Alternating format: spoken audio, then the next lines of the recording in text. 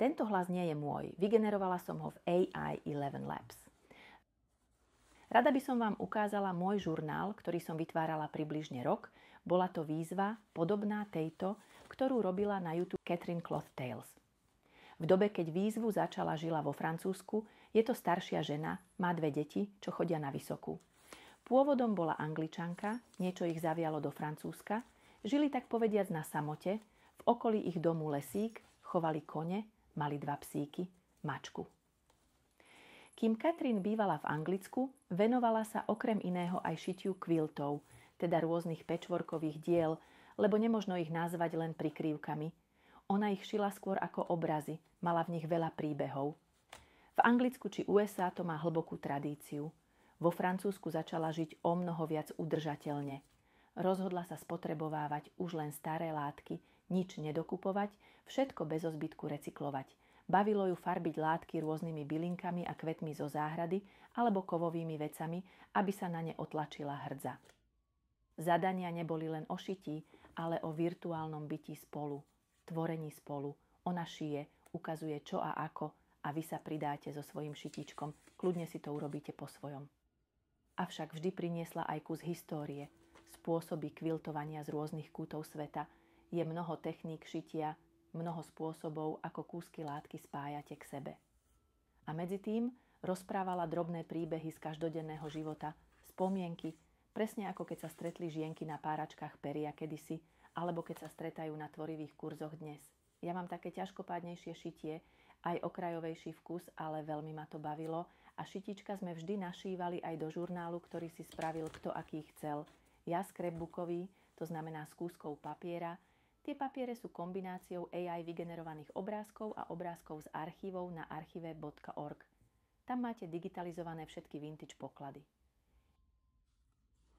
Je to čistá arteterapia, žurnál. Občas si spomeniem na presné myšlienky, keď si polistujem a občas si už nespomeniem a som prekvapená, že i toto som šila, i takýto obrázok som sem nalepila. To, čo je najzaujímavejšie, počas tohoto šitia Catherine odišla od svojho muža. Bol to obrovský šok pre nás sledovateľov. Ona sa vrátila do Anglicka, kúpila si malý mobilný domček a skúša v jej veku okolo 60 rokov žiť nanovo sama. So svojím psíkom a mačkou, druhý psík jej zomrel. Proste toto všetko sme s ňou prežívali pri šití v lani. Aj sťahovanie, aj zariaďovanie, lebo keď už bola presťahovaná, tak to všetkým oznámila. A začala robiť aj ďalšie videá o jej novom živote, s vychádzkami do okolia, ukážkami, ako sa zabývala a podobne. Tento rok začala novú sériu, robí self-care žurnál. Vie, že odísť je jedna vec, ale prežiť to a nájsť novú radosť, zmysel v živote, to je druhá vec. Lenže ona má svoje šitie ako silného pomocníka, silnú oporu a za ten rok si vytvorila silnú komunitu, nielen virtuálnu, pretože vie, že späť v Anglicku môže znovu začať aj s kurzami naživo. Keby ste si pozreli jej videá, na začiatku mala pohasnutú tvár a akýsi smútok, aj keď z hĺbky presvítal rárášok v nej, a potom jej vošlo do tváre zvláštne usmievavé svetlo. Aj keď je sama, je viac sama sebou. Scrapbook alebo slow stitching, pomalé šitie sa zdá taká stará zaprášená technika pre staršie ženy, čo už majú veľa času. A pre takéto naozaj Catherine pripravila aj ďalšie série, kde ich podrobnejšie učila rôzne verzie quiltovania. Nie je to úplne pravda, na handmade portáli Etsy nájdete milióny tvorcov takýchto papierov a milióny setov týchto papierov vytvorené pomocou AI.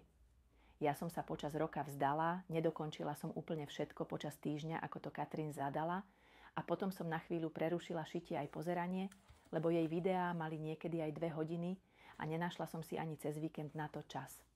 Občas naopak som si pozrela 2-3 a ušila viac dielikov a prichystala viac stránok, papierov, všetky si ich vyrábam a tlačím.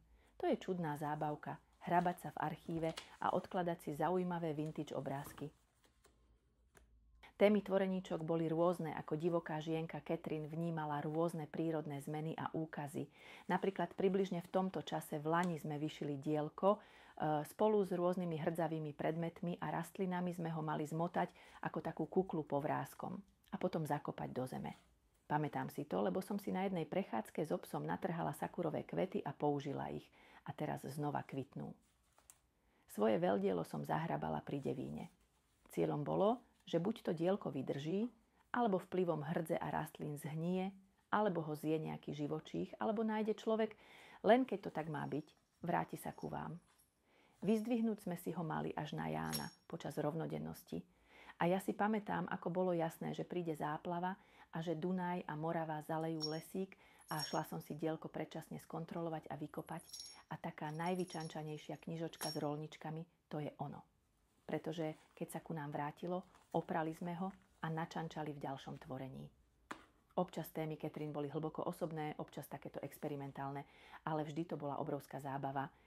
Napríklad, prečo nenašiť na látku niečo 3D? Katrin našila kamienky, ja som mala doma mušle, tak som našila tie. Alebo toto si pamätám, ako náš pes mal osinu v labke, opuchla mu, zahnisala, na týždeň mu ju zabandážovali a našťastie osina vyšla sama, nemuseli mu labku rezať, len mu vyčistili ránku od hnisu. Prikladali sme mu repíkové obklady, vtedy som začala do šitíčok dávať gázu. V knihe Kamily Ženatej o arte terapii som čítala, že jej klienti ju veľmi radi vo svojich dielach využívali a spomenula som si na to. No a hoci som prerušila pravidelné šitie, občas k niečomu, čo pozerám, vezmem zbytky látok a perlovku a šijem japonský vecheť, mandalu, vyšívanú ranu na gáze a hodvábe, stehy ako kvapky krvi, keď sa niekomu v rodine stalo niečo boľavé. Stehy, stovky pravidelných a nepravidelných, krátkych aj dlhých stehov, stehov cez tenkú a poddajnú látku, aj cez priečnú alebo niekoľko vrstiev. Pamätáte si na grafické básne, bubnovanie, rytmus, rím? Pekná vyšívka je ako vydarená báseň. Alebo rozprávať sa dá slovami, aj obrázkami a možno aj inými zmyslami.